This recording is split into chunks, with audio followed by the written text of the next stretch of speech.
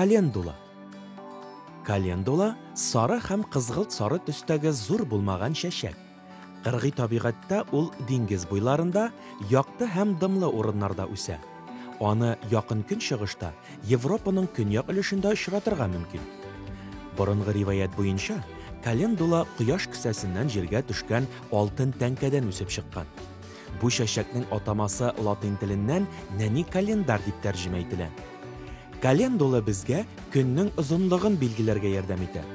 Ул кояшның беренче нурлары белән ачыла, ә кояш баер алдыннан таҗларын яба, йомыла. Календуланың чәчәк ату чоры бик озын. Ул җәй башыннан көз ахырына кадәр дәвам итә.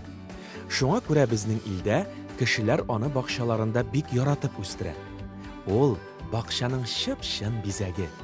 Ә тагын календула үзе янында үсеп утырган башка үсемлекләрне, җиләк-җимешләрне зарарлы бөҗәкләрдән, бигрәк тә Колорадо коңгызыннан саклый. Бу бөҗәк аның исен яратмый. Ә менә бал кортлары киресенчә календула исен үз итә. Шуңа күрә кешеләр бал кортларын җәлеп итү өчен бу чәчәкне парник теплицаларга да утырта. Ә син беләсеңме, календуланы ашап та була икән.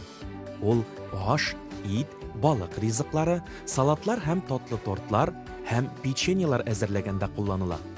Календуланы кайнатмаларга салалар, кыяр тозлаганда файдаланалар. Шулай ук бу чәчәктән азык буяулары да ясыйлар.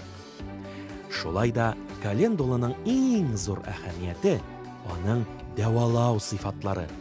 Ул тәндәге яраларны терелтә, тынычландыра, салкын тигәндә тамак авыртуын бетерә.